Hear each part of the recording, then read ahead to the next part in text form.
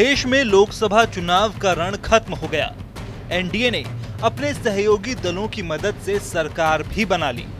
विपक्षी भी इस बात से खुश नजर आए कि अब की बार तो सरकार के सामने मजबूती से अपनी बात रख पाएंगे।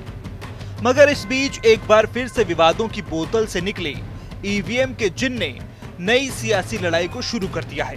सोशल मीडिया प्लेटफॉर्म एक्स और टेस्ला के मालिक एलन मस्क ने जब से ईवीएम के हैक होने को लेकर सवाल खड़े किए, तब से देश में विपक्षी नेताओं को सरकार को घेरने का मौका मिल गया। सबसे पहले राहुल गांधी ने अपने सोशल मीडिया प्लेटफॉर्म पर ट्वीट करते हुए ईवीएम को ब्लैक बॉक्स करार दिया। राहुल गांधी ने लिखा, भारत में ईवीएम एक ब्लैक बॉक्स है और किसी को भी उनकी जांच करने की अनुमति नहीं है। हमारी चुनावी प्रक्रिया में पारदर्शिता को लेकर गंभीर चिंताएं जताई जा रही हैं। जब संस्थाओं में जवाबदेही की कमी होती है तो लोकतंत्र एक दिखावा बन जाता है और धोखाधड़ी की संभावना बढ़ जाती है। बस फिर क्या था, सपा अध्यक्ष अखिलेश यादव ने भी मोर्चा संभाल लिया और अखिलेश यादव ने अपने पोस्ट में लिखा है कि टेक्नोलॉजी समस्याओं को दूर करने के लिए होती है। अगर वही मुश्किलों की वजह बन जाए तो उसका इस्तेमाल बंद कर देना चाहिए। आज जब विश्व के कई चुनावों में ईवीएम को लेकर गड़बड़ी की आशंका जाहिर की जा रही है और दुनिया के जाने माने टेक्नोलॉजी एक्सपर्ट्स ईवीएम में हेराफेरी के खतरे की ओर खुलेआम लिख रहे हैं, तो फिर ईवीएम के इस्तेमाल की जिद के पीछे वजह क्या है, ये बात भाजपाई साफ करें।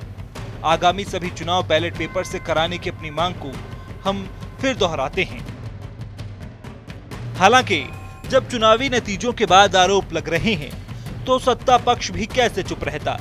तो बीजेपी ने कह दिया कि जैसे राहुल गांधी ने वायनाड और रायबरेली में जीत हासिल की है, तो ईवीएम वाकई में ब्लैक बॉक्स ही है।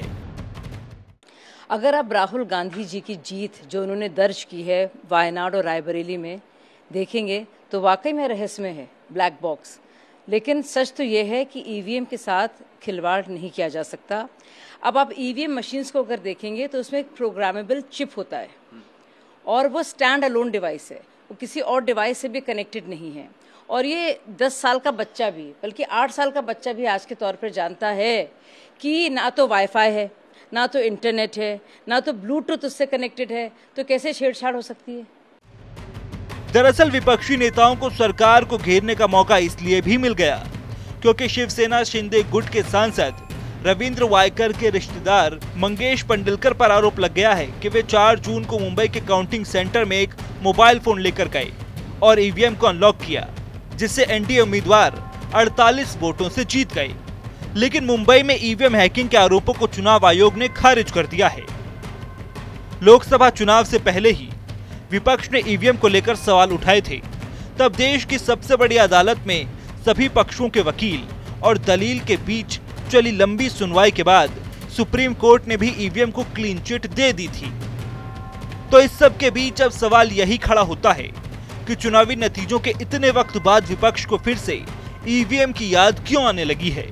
साथ ही क्या विपक्ष का इस तरह का रवैया दुनिया के सबसे बड़े लोकतंत्र को दुनिया के सामने शर्मसार नहीं कर रहा है।